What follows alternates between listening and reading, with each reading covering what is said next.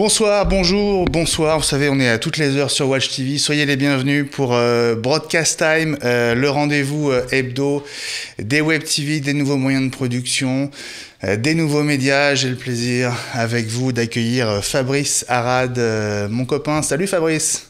Salut Benjamin, comment ça va? Ça va et toi? Grosse semaine, hein? Ouais, ça commence à être long, hein.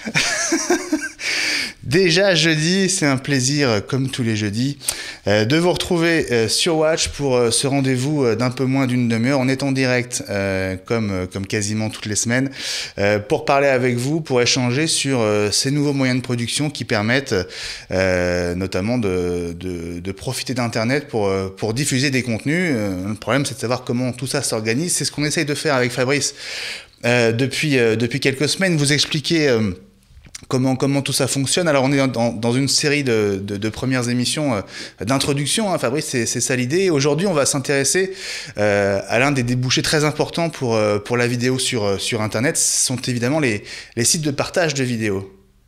Oui, parce que c'est bien beau de faire des images, mais si c'est pour les regarder à la maison avec papa, maman ou les enfants, ça limite un peu l'audience, hein, et puis c'est pas ça qui va vous faire manger à la fin de la semaine si c'est votre objectif. Donc maintenant qu'on a fait les images, qu'on les a produites, on a réussi à les enregistrer, à les monter, et ben c'est pas le tout, mais il faut les mettre sur Internet, et Internet c'est pas votre petit ordinateur dans le salon.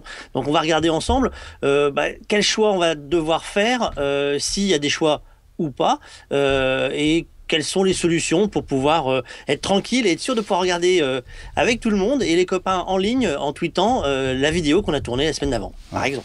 Alors, on peut rappeler peut-être assez brièvement, mais c'est important de le faire. Quels sont les grands sites dont on parle aujourd'hui? Le premier qui vient en tête, évidemment, c'est YouTube. Hein? Bah oui, parce que tout le monde le connaît, YouTube. D'abord, c'est à force de frappe du premier arrivant, parce que faut pas oublier que c'est l'un des trucs qu'on a connu dès le premier tour. Et les chiffres sont tombés, si je me trompe, hier, de médiamétrie sur le Internet du mois de décembre. Et juste pour qu'on comprenne bien, il faut savoir que 3 internautes sur 4, donc 3 personnes qui vont sur Internet sur 4, vont regarder une vidéo. Et en moyenne, ils vont regarder 72 vidéos dans le mois, et ils vont regarder jusqu'à 4h12 de vidéos jusqu'à 4h12 par jour, 4h18 pardon, par jour. Et donc du coup c'est pas anodin, maintenant ça devient des forces de frappe énormes. Et effectivement YouTube, ça arrive largement en tête, on le voit sur le panneau, hein. 26 998 pour être précis, vidéonautes uniques par mois. Faut juste se mettre en tête, c'est énorme. Alors moi je vois 31, mais c'est pas 31 000, c'est 31 millions. Alors oui, attention parce que oui, alors je suis pas sur le même panneau que toi. T'as raison en plus. Toi, je suis mauvais en maths aujourd'hui. Moi, j'étais sur le panneau déjà suivant parce que j'avais séparé Google et YouTube parce que pour moi, Google étant un autre accès un peu différent quand on parle de YouTube. Google, c'est effectivement le même éditeur, mais quand on va parler YouTube, les gens vont quand même vraiment cibler YouTube. On va essayer de rester là-dessus, mais ça reste des chiffres énormes. Il faut bien comprendre la force de frappe d'Internet aujourd'hui. C'est que ça ferait pâlir d'envie certaines télévisions aujourd'hui. Ça, faut être conscient de ça. Oui. Alors, on va quand même se reprendre ces chiffres parce qu'effectivement, tu as raison. Hein, les données de médiamétrie, donc pour le mois de décembre, additionnent Google et YouTube, mais sachant que YouTube est très très très très majoritaire dans ce total. L'idée, c'est vraiment d'avoir un ordre d'idée de l'importance de chacune des plateformes qui existent. Donc, YouTube, 31 millions de vidéonautes uniques par mois. En nombre de vidéos vues, on est à près de 2 milliards. Hein, c'est ça, hein, je compte bien le nombre de chiffres. 1,830 milliard à peu près. Ouais. Et le temps total passé par mois en heures, 87 millions d'heures. Il y a de la productivité qui part en fumée sur YouTube. Hein. Alors, ce qui est intéressant, c'est pas ces chiffres-là dans l'absolu, mais c'est la position des autres. On sait que YouTube donc a été racheté par Google. On sait aussi que Dailymotion est français, avec une participation d'Orange, d'ailleurs une participation majoritaire désormais d'Orange. C'est l'intérêt aussi de ce tableau, c'est qu'il permet de se faire une idée de la place relative de Dailymotion par rapport à YouTube. On le voit, hein, 31 pour Google et YouTube, 13 pour Dailymotion. Ça veut dire que grosso modo, Dailymotion attire à peu près 40% de l'audience que réalise YouTube. Alors, sur le nombre de vidéos vues, tu as vu, il y a un écart qui est encore plus important. Alors, oui, c'est assez étonnant. J'ai du mal à me l'expliquer aussi, ouais. Et ben, c'est que les gens vont sur Dailymotion, mais ne regardent pas autant de vidéos. Que sur YouTube, absolument. Que sur YouTube. Ou ne regardent pas les mêmes produits. Je pense que c'est plutôt ça. Ils vont regarder des produits, mais pas forcément les mêmes et pas les mêmes longueurs. Ouais. Parce que quand tu regardes le temps total passé en mois, là, c'est 10 fois moins. On est à 8 millions d'heures. Donc, effectivement, c'est impressionnant parce qu'on pourrait s'imaginer que c'est plus proche. Alors c'est vrai que les chiffres, effectivement, il y a un ratio qui évolue, qui est pas le même selon qu'on regarde le nombre de vidéonautes par mois, le nombre de vidéos vues, ou le temps total passé. T'as raison, effectivement. Apparemment, les utilisateurs de Dailymotion consomment moins de vidéos et moins longtemps que sur YouTube. Maintenant, c'est quand même, ça montre aussi que on dit souvent que YouTube est archi dominant, etc. Ça montre qu'il faut pas non plus négliger une plateforme comme Dailymotion. De toute façon, quoi qu'il arrive, si on regarde bien, on voit que pour faire du buzz, faut faire du suivi de liens, Dailymotion reste important, puisqu'il c'est un tiers de l'audience. Donc ça veut dire qu'un tiers des personnes qui vont regarder ailleurs vont passer aussi sur Dailymotion. Donc si tu as un lien à faire quelque part, il faut le faire là, de toute façon. Ouais. Parce qu'il se peut aussi que tu fasses du lien après, que la vidéo soit plus facilement accessible sur YouTube pour que ça bascule après. Faut pas oublier ce détail, c'est que si ta vidéo, t'as mis ta vidéo sur Dailymotion, mais qu'elle est mal placé, mal cité ou mal encodé, ou tu vois, ici il y a le petit truc qui est mal placé, derrière, on va aller chercher, on va faire tout le monde pareil. Bon, j'arrive pas à l'avoir sur Dailymotion, sur mon ordinateur pour X raisons, je fais une recherche Google, hop, je veux cette vidéo parce que c'est celle-là qui m'intéresse, et je vais prendre la première qui va tomber, et la première qui va tomber, effectivement, aujourd'hui, c'est YouTube.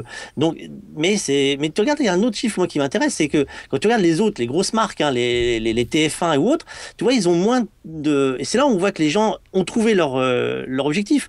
Il y a moins de personnes qui vont chez TF1 par Watt, mais par contre, ils regardent plus de vidéos. Ça veut dire que là, ils savent exactement ce qu'ils veulent chercher et ils savent où ils vont le trouver. Regarde, c'est assez impressionnant dans le tableau. Regarde, si tu prends la ligne avec la troisième ligne avec donc TF1 et Watt, qui est donc le site de partage de vidéos de TF1. Voilà, on a à peu près divisé par 2 le nombre de vidéonautes de Dailymotion. On est à 8 au lieu de 13. En nombre de vidéos vues, là c'est beaucoup moins important. On a divisé par 5 quasiment.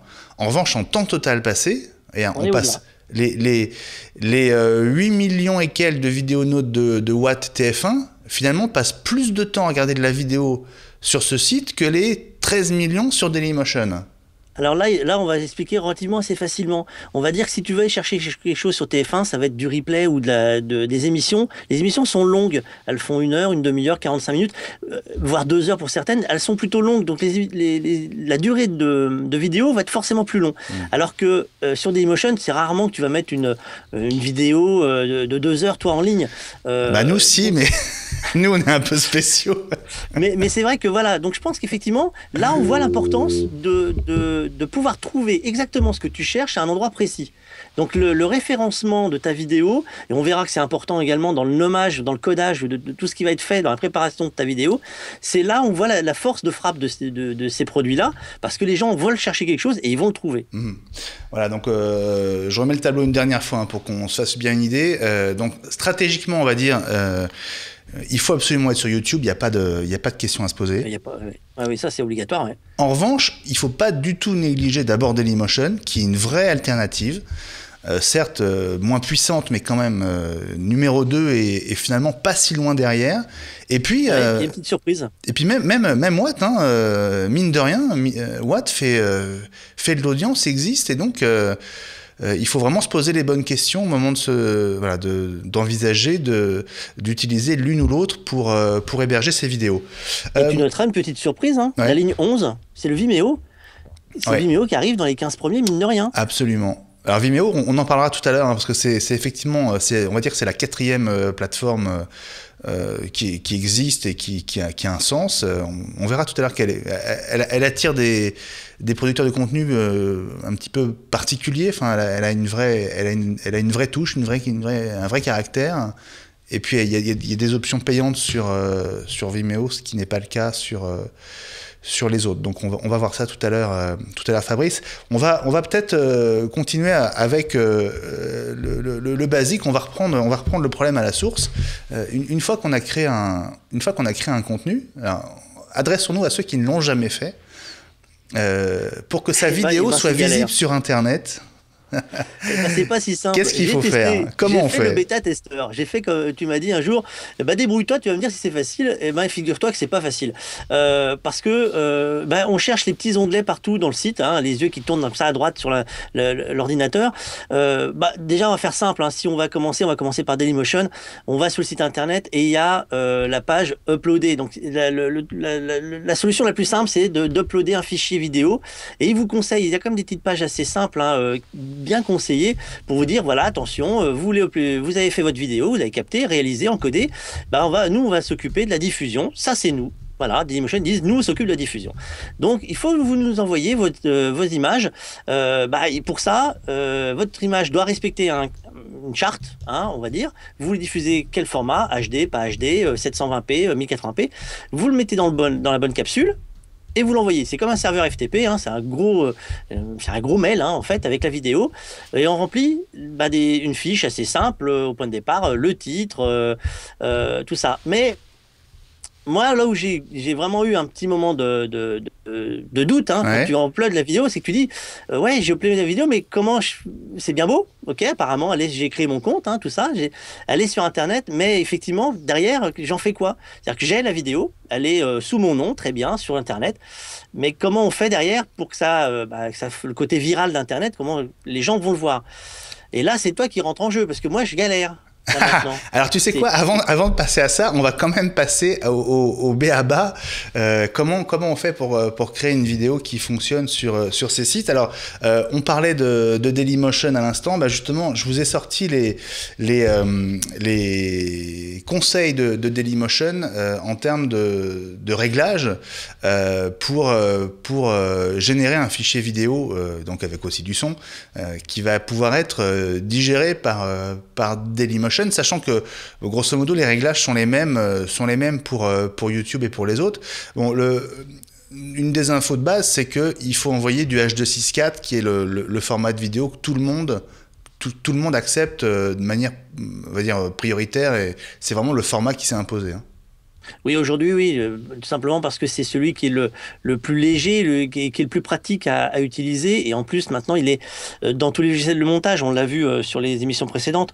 Le H264, c'est l'incontournable HD dans les transmissions, donc forcément sur Internet. Donc, c'est le format sur lequel il faut se tourner quand on a fait la vidéo et qu'on veut derrière l'uploader, ça c'est clair. Voilà, donc ça va être l'encodage à l'exportation. Et il y a des données très importantes. Alors la première d'entre elles, on va dire, ça va être la dimension de l'image. Qu'est-ce qu'on peut conseiller de faire? C'est de viser toujours la qualité, d'envoyer la plus haute qualité possible à chaque fois.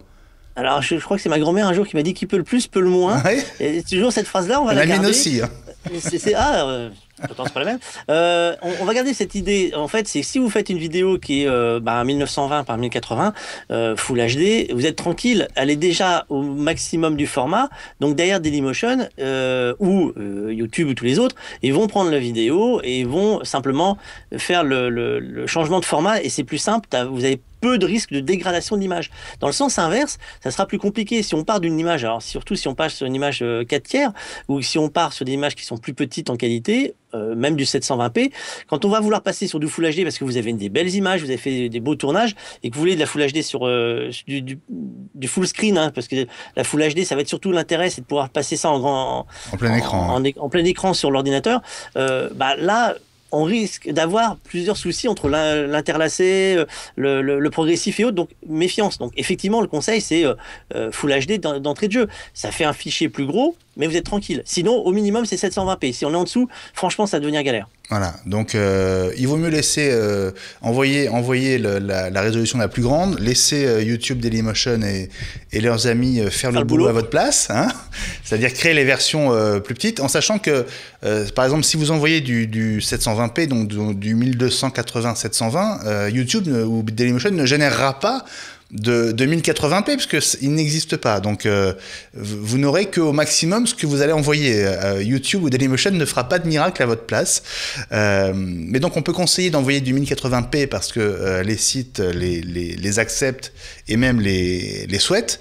En revanche, il y a un point auquel il faut faire attention, c'est quand vous faites un export de vidéo, c'est que vous pouvez définir le débit par image, c'est-à-dire en fait la quantité de données qui va être associée à chacune des 25 images de votre vidéo, parce qu'en général c'est 25 images, et ça se mesure en mégabits par seconde.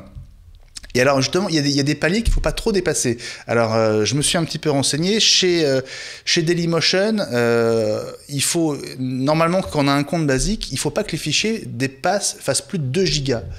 Parce que voilà, sur un compte basique, on peut pas envoyer davantage. Une fois qu'on a un compte qui est validé parce que on a été reconnu par Dailymotion comme un producteur de contenu un peu officiel, on n'a plus de limite en taille de fichier dans l'absolu. En revanche, Dailymotion conseille d'utiliser un bitrate, donc un débit pour encoder la vidéo autour de 4 mégabits seconde. Ça te parle, ça ? Là, tu vas commencer à me noyer. Ah. Et je vais pas être le seul à être noyé, parce qu'effectivement, là, on rentre dans des données qui sont liées à l'encodage de ton fichier. Donc là, on va rentrer dans les spécifications techniques des logiciels, et les recommandations sont faites pour que tu puisses, toi, remplir justement la bonne page de ton logiciel d'encodage ou d'export. Donc c'est là, en fait, il faut vraiment faire confiance à ces gens-là, hein, c'est leur boulot, de rentrer les bons paramètres, parce que si vous voulez changer, on peut toujours changer pour aller au-delà, mais après, ça va dépendre de ta liaison pour pouvoir envoyer le fichier, et eux, ça va les obliger à passer par des moulinettes qui vont pas forcément... D'abord, ils vont pas forcément avoir envie de passer du temps là-dessus, et qui sont pas forcément pratiques pour votre vidéo. Donc effectivement, là, je t'avoue que là, moi, je fais un peu le toutou à sa maman. Alors, je vais là où ils me disent. Pour une fois, c'est moi qui vais t'éclairer, Fabrice. En fait, il y a deux infos à avoir en tête. La première, c'est si vous respectez, on va dire les règles qui sont dans le tableau qu'on vient d'afficher, vous vous assurez que votre vidéo sera traitée plus rapidement. C'est-à-dire que si vous partez avec des réglages un peu exotiques, les moulinettes de Dailymotion soit vont pas réussir à digérer votre vidéo, soit elles vont y arriver, mais ça va prendre plus de temps. Donc vous allez perdre de la rapidité pour la mise en ligne. Ça, c'est le premier point. Et le deuxième, c'est que, comme je vous l'expliquais, il y a des limites de taille de fichier. Et donc, si vous êtes sur la vidéo de très courte durée, ça n'aura pas d'incidence puisque votre vidéo ne dépassera pas quelques dizaines ou quelques centaines de mégaoctets. Mais si vous faites des formats un peu plus longs, vous approchez de la demi-heure ou de l'heure, si vous partez dans des très hauts débits, on va dire, hein, on peut être à 10 mégabits seconde, 20 mégabits seconde. Dans ce cas-là, vous allez générer un fichier qui va être trop gros, et donc vous allez essayer de l'envoyer à Dailymotion, et puis au bout de quelques secondes ou quelques dizaines de minutes, selon la taille du fichier, selon le moment où ça va coincer, vous allez avoir un message d'erreur, et ça va pas marcher. Donc il va falloir recommencer l'encodage en changeant les réglages. Donc autant savoir dès le départ, par exemple, que le débit, voilà, situez-vous autour de 4 mégabits seconde, à l'endroit où vous aurez le réglage à indiquer dans votre logiciel d'encodage, et vous êtes à peu près sûr de passer quelle que soit la longueur de votre fichier. Voilà. On parlait de Vimeo tout à l'heure. Par exemple, sur Vimeo, c'est 5 mégabits, le réglage recommandé. Tu vois, donc voilà, on se situe à peu près dans ces eaux-là, avec par exemple une différence, puisque tu sais qu'on peut faire du live sur Dailymotion et sur YouTube. Alors ça suppose sur Dailymotion d'avoir un compte de producteur de contenu un peu officialisé. Sur YouTube, ça supposait d'avoir 1000 abonnés. Je crois que c'est descendu à 100. Je crois que c'est descendu à plus rien, donc maintenant tout le monde peut faire du live, à condition que le compte ne soit pas en infraction sur les droits d'auteur, etc. Bref, si vous avez un compte en règle et une poignée d'abonnés, vous pouvez faire du live aussi sur YouTube. Et donc, alors par exemple, pour le live sur Dailymotion, tu vois qu'on est en H264. Ouais. 30 images secondes, ça c'est un truc qui m'a surpris. Dailymotion recommande d'envoyer du 30 images secondes et pas du 25. Pour faire du live. Ça aussi, je pense que c'est lié à leur moulinette d'encodage en temps réel. ça fonctionnera mieux avec du 30. Au nombre de gens qui peuvent produire ça, parce qu'en fait, la différence sur le nombre d'images par seconde, hein, c'est le fameux PAL CCAM, le PAL et NTSC. Ouais. Les Américains tournent en 30 et 60. Nous, on est plutôt en 25 et 50 en Europe. Donc effectivement, ils sont peut-être mis à la page pour récupérer le marché étranger plus, à mon avis. Absolument, parce qu'il y a effectivement tout le public aussi américain, et donc voilà, ils ont fait ce choix-là qui m'a surpris quand je l'ai découvert, mais voilà, sachez que si vous voulez faire du live sur Dailymotion, vous avez plutôt intérêt à sortir du 30 images secondes, ce qui n'est pas forcément évident, puisque nous on tourne en 25. Et puis tu vois le bitrate, alors il est dans le tableau de droite, le tableau horizontal. Là, alors, on parlait du 1080p tout à l'heure pour les vidéos, on va dire, qu'on va mettre en replay. En revanche, sur le live, on peut pas dépasser le 720p, tu vois, sur Dailymotion par exemple. Donc, il faut au maximum envoyer du 1280 par 720. Et tu vois, en dessous, il y a le bitrate est indiqué. Je te parlais de 4 mégabits tout à l'heure pour les vidéos qu'on encode pour du replay. Là, sur du live, tu vois, le conseil, c'est 2200 kilobits seconde, donc ça fait 2,2 mégabits seconde. Donc, c'est un débit qui est quasiment divisé par 2 par rapport aux vidéos qu'on envoie en replay. Mais là aussi, c'est pour permettre aux moulinettes de Dailymotion de faire leur boulot. Et ça dépend évidemment, tu vois, de la résolution de l'image, parce que ça vaut pour le 720p. Mais si on envoie des formats plus petits, tu vois, le HQ et la première colonne, tu vois, on commence à 500, c'est ça, 500 kilobits seconde. Alors, faut pas oublier le détail, hein, c'est que pour envoyer en live, là, il va falloir quand même avoir un gros tuyau. Hein. Ouais. Et que là, il faut de l'internet qui booste. Hein. Si t'as pas 2 mégas montants en upload et en upload pas partagé avec tout le monde, où tout le monde peut envoyer ses fichiers, ses photos de Facebook, de selfies, c'est la mode, ou de Twitter, vous êtes coincé. Hein. C'est un petit détail qui est pas négligeable. Tu dis qu'il faut combien, toi, pour faire du live? Pour donner une idée, nous on a fait des événements très récemment. On est tourné pour du 720p entre 1,2 méga et 1,5 méga. La moyenne des gens que je côtoie tourne à 1,5 méga en upload pour le 720p, ce qui est largement suffisant pour avoir une belle image et un bon résultat. Donc vous êtes un peu en dessous de ce que recommande Dailymotion, par exemple. Exactement. Hein. Mais après, il faut avoir un sacré tuyau, hein, parce que pour avoir tes 2200 kilobits montants, garanti, le tuyau il commence à coûter cher, quoi. Ouais, on dit qu'il faut à peu près un tuyau, voilà, si on a 4 mégabits seconde en montée, on va dire, pour l'envoi, il faut pas que ce qu'on envoie réellement dépasse 2, c'est-à-dire la moitié de ce qu'on a. Il faut compter le double. Voilà. On part toujours sur le principe qu'il faut au moins la moitié le double de ce que tu veux envoyer en dispo, parce que tu as toujours quelque chose qui va faire que ça il va y avoir du tampon et tout ça va pas passer. Ouais. Mais ça reste des vidéos. Il y a des surprises, on en verra, on fera des essais bientôt avec des boîtiers qui nous permettent d'envoyer avec un bitrate beaucoup plus bas, avec du 720p, avec une qualité qui reste optimale au bout. Donc ça évolue, mais effectivement, là, ils se mouillent pas. Hein. Ils disent, vous mettez ce débit-là, vous êtes sûr d'avoir votre belle vidéo. Si vous mettez en dessous, vous aurez des pixels, hein, ça va figer, donc votre image sera pas belle, donc ça sera votre faute. Parce que nous, on vous a dit, c'est ce qu'il vous faut. Donc voilà, donc ils font leur boulot. Hein. Si tu veux de la belle image, il faut que tu mettes ce qu'il faut derrière. Voilà, donc évidemment, ça remplace pas une émission spéciale sur l'encodage, c'est prévu. Hein. Fabrice, on va y consacrer du temps. C'est un point, c'est à la fois complexe parce qu'il y a énormément de paramètres qu'il faut comprendre et qu'il faut réussir à indiquer. Et puis ça permet à la fois de gagner du temps, gagner du poids, effectivement, on peut atteindre une très très belle qualité avec des fichiers qui sont pas si lourds. Oui, donc, et puis on va voir que c'est un vrai métier. Hein. C'est un vrai métier. Il y a des gens, il y a des boîtes en France qui sont spécialisées là-dedans. Dailymotion travaille avec des moteurs français. Hein. Donc les moteurs français, ce qu'on appelle, ce sont les gens derrière qui ont préparé les fameuses moulinettes pour accepter les vidéos, les redistribuer, les employer, qui sont des boîtes françaises également. On va voir que c'est pas si simple que ça. Hein. Donc c'est du gros boulot aussi. Il faut pas le négliger cette partie-là. Ouais. Il y a un point aussi sur lequel on va s'intéresser dans Broadcast Time, Fabrice, assez vite parce que ça devient devient un vrai souci. Alors, à la fois, c'est un vrai devoir, mais en même temps, c'est un vrai problème dans certains cas. Et nous, notamment sur Watch, c'est un problème qu'on rencontre. C'est le problème des droits d'auteur. Alors, sur YouTube, c'est particulièrement problématique. On vous montrera dans le détail comment ça fonctionne.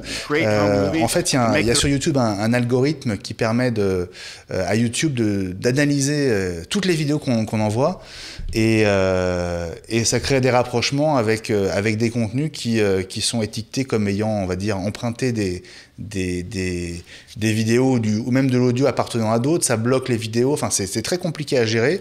Nous, on a des soucis parce qu'on fait de la promo pour notamment des bandes annonces de films ou de jeux vidéo, et on le fait gratuitement. Et en plus, on se fait bloquer par les éditeurs qui nous voilà. C'est pas qu'ils nous en veulent, mais c'est qu'ils ont donné le mot à YouTube de bloquer tous ceux qui reprennent leurs images. Quand c'est une bande-annonce, c'est fait pour circuler, donc il y a un vrai problème de réglage. Ça suppose qu'on aille demander la permission à tous les ayants droit, donc faudrait contacter tous les studios américains, tous les éditeurs de jeux, enfin c'est cauchemardesque, et donc ça méritera qu'on y accorde aussi, je pense, une émission, parce que c'est un vrai souci.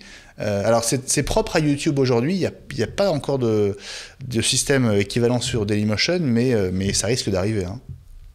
Oui, parce que c'est le fameux traitement des ayants droit. C'est aujourd'hui, il y avait un petit détail qui avait été négligé à l'époque d'Internet quand ça a débarqué, c'est de se dire, Internet, c'était une fenêtre ouverte, ouais, super, tout le monde s'est lancé dedans à tout va, et on s'est rendu compte tout d'un coup qu'Internet c'était une grosse machine, et donc forcément il y a de l'argent en jeu, et on va pouvoir parler de monétisation. C'est que s'il y a de l'argent en jeu, il faut pas que quelqu'un d'autre se fasse de l'argent sur ton produit à toi. Et ce qui gère Internet, c'est la loi du commerce classique, c'est-à-dire que j'achète, je vends, je fais des sous, je paye des impôts et autres. Donc Internet, c'est pas encore ça pour la gestion on voit bien, tu peux pas interdire ce que tu veux sur Internet, c'est pas si simple d'enlever une vidéo. Donc pour l'instant, c'est la galère pour beaucoup de choses. Tu le dis pour tes droits à toi, pour les droits des images que tu utilises, mais demain, ça sera peut-être toi qui diras, mais attendez, là, vous avez utilisé une émission à moi tout à fait. Pour faire ça, donc moi, j'ai pas été payé, ça va pas, comment je fais pour bloquer? Donc effectivement, on est dans le monde aujourd'hui de la réglementation, on est un peu à tâtons. Les Américains font une méthode, les Français essayent une autre méthode, on a chacun nos domaines, et on sait très bien que d'ailleurs, c'est pourquoi ça a été fait sur YouTube, c'est le coup du piratage, hein, puisque tu utilises une vidéo qui n'est pas la tienne, tu vas filmer, tu mets sur Internet, et le film, tu vas plus le regarder au cinéma. Donc c'est pour ça que ça a été fait. Mais non, c'est tout à fait respectable et c'est normal, mais je veux dire, c'est le système, il faut aussi qu'il s'ajuste, et c'est vrai que c'est très compliqué dans certains cas. Et on est dans un de ces cas un peu particuliers, et donc on va trouver des solutions, mais ça mérite vraiment qu'on y revienne. Donc ce sera peut-être aussi l'objet d'une autre émission. Ça sera une émission Fabrice, sur le droit, oui. Hein, encodage, droit d'auteur, et puis monétisation aussi. Il y a plein de choses à dire. Comment faire pour gagner de l'argent avec ces vidéos sur Internet. On y reviendra, Fabrice. Merci beaucoup pour cette demi-heure passée avec toi, comme d'habitude. C'était un plaisir. Il faut pas changer les bonnes habitudes, on va dire. Exactement. Petite période liée au Mobile World Congress, donc on ne sera pas en direct pour les 2 prochaines émissions, Fabrice, c'est important qu'on le précise. En revanche, on se retrouve début mars, et là on sera reparti comme en 14 tous les deux pour vous retrouver tous les jeudis en direct, 11h midi. Salut Fabrice. À bientôt. À très bientôt. Merci de votre fidélité à Broadcast Time. Je vous rappelle le hashtag, le compte de l'émission pour nous suivre sur Twitter. Et puis, toutes les émissions sont aussi en podcast sur iTunes. Et c'est gratuit, évidemment. À très vite et salut à tous.